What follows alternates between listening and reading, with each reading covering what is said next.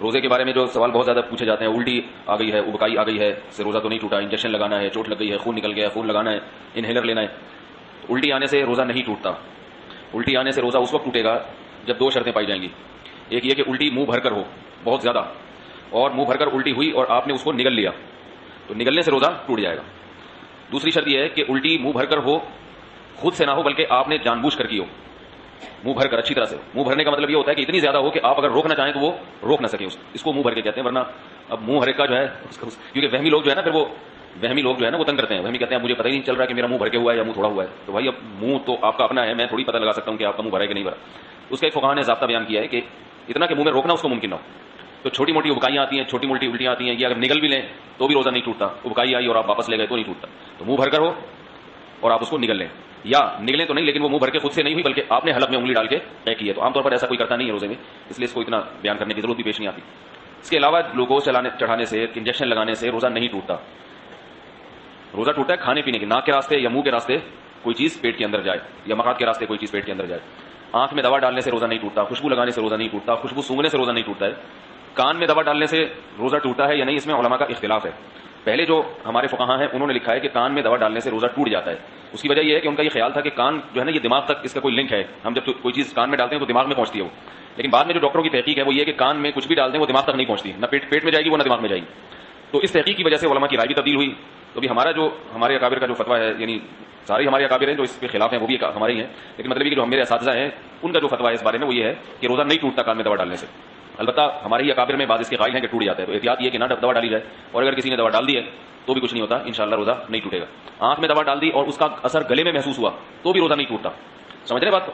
تو سر میں تیل لگانے سے روزہ نہیں ٹوٹتا، احتلام ہو جانے سے، نائٹ فال ہو جانے سے روزہ نہیں ٹوٹتا. زوجہ کے قریب کوئی شادی شدہ آدمی گیا اور ڈسچارج ہو گیا تو روزہ ٹوٹے گا، ڈسچارج نہیں ہوا تو اس سے بھی روزہ نہیں ٹوٹتا. اور یاد رکھیں اگر اس نے ہمبستری کر لی تو پھر جو ہے روزہ بھی ٹوٹے گا اور 60 روزوں کا کفارہ بھی ہے اس کے اوپر. زوجہ سے ہمبستری بالکل حلال نہیں ہے روزے کی حالت میں، اور ویسے جان بوجھ کر روزے میں کھا لیا تو بھی روزہ ٹوٹے گا بھی، اور 60 روزوں کا کفارہ بھی ادا کرنا پڑے گا اس کو. رمضان میں کھانے کی اجازت نہیں ہے روزے کی حالت میں، روزہ ہی کیسا جس میں کھانے کی اجازت ہو، تو سزا بھی ملے گی، صرف روزہ نہیں ٹوٹے گا اس میں. تو رمضان کا روزہ اگر کسی نے جان بوجھ کر توڑ دیا اور یہ کہتے ہوئے کہ مجھ سے پیاس برداشت نہیں ہو، بیماری نہیں ہے، نہ مرنے کا اندیشہ ہے، وہ تو الگ بات ہے. ویسے یار مجھ سے کوئی کام ہی نہیں ہو رہا، مجھے برداشت نہیں ہو رہا، بار بار کولر کی طرف دل چاہ رہا ہے، اور ایک قطرہ بھی حلق میں اتار لیا تو روزہ بھی ٹوٹ گیا. اور سزا کیا ہے؟ 60 روزے لگاتار. نہیں آ رہی میرا خیال ہے بات سمجھ میں. روزہ توڑنے کا کفارہ کیا ہے؟ رمضان کا روزہ 60 روزے جان کر توڑا ہو کسی نے، 60 روزے بولو بھائی لگاتار، ورنہ توبہ قبول نہیں ہو. اور یہ والا روزہ بھی قضا کرنا پڑے گا.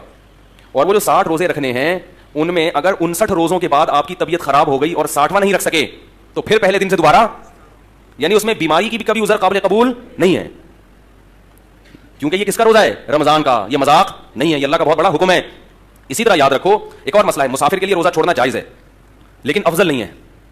افضل اس صورت میں ہے جب مسافر کو روزہ رکھنا مشکل ہو. یہ جو حدیث میں آتا ہے لیس من البر الصیام فی السفر، سفر میں روزہ نیکی نہیں ہے، یہ اس صورت میں ہے جب سفر میں روزہ رکھنا آپ کو بہت زیادہ مشکل لگ رہا ہے. اگر سفر میں روزہ رکھنا مشکل نہیں ہے، جیسے کہ آج کل اکثر مشکل نہیں ہوتا، جہازوں کا، ٹرین کا، بسوں کا سفر بڑے آرام سے رکھ سکتے ہیں، تو ایسی صورت میں روزہ رکھنا افضل ہے کیونکہ رمضان کی فضیلت حاصل ہوگی. سمجھتے ہیں کہ نہیں سمجھتے؟ تو اس میں سستی کاہلی کر کے روزہ نہیں چھوڑنا چاہیے. جائز ہے، بہرحال چھوڑنا نہیں چاہیے. ایک مسئلہ یہ ہو گیا. دوسرا مسئلہ اور اچھی طرح سمجھیں کہ یہ جو مسافر کے لیے روزہ چھوڑنا جائز ہے یہ اس صورت میں ہے جب سحری کا وقت سفر کے دوران آ جائے.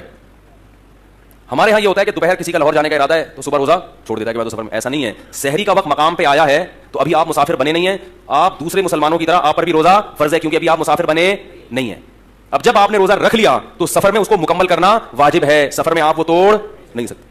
ایک خاتون کا پچھلے سال فون ہے، میں امریکہ سے پاکستان آ رہی تھی تو میں نے روزہ رکھ لیا تو سورج نہیں غروب ہو رہا. سورج غروب یا تو یہاں سے جاتے ہوئے ہوتا ہے یا آتے ہوئے، ایک طرف ہوتا ہے. تو میں نے کہا جاتے ہوئے غروب ہی غروب ہو رہا تھا نا، ٹھیک ہے نا. تو کیا کریں؟ میں نے کہا روزہ رکھنا فرض ہے کیونکہ سحری مقام پہ ہو رہی ہے.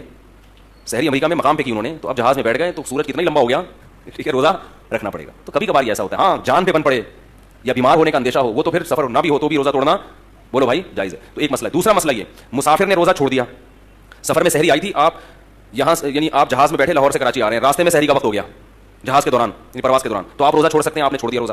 لیکن جب آپ نے روزہ چھوڑا تو جہاز میں بیٹھ کے جتنا کھانا ہے کھا لیں. جب ایئرپورٹ پہ آپ اترے اور کراچی میں مقیم بن گئے تو جیسے ہی اپنے علاقے میں داخل ہو گئے، یعنی شہر میں داخل ہوئے، تو اس وقت کھانا پینا آپ کے لیے جائز نہیں ہے، بند، کیونکہ اب آپ مسافر نہیں رہے.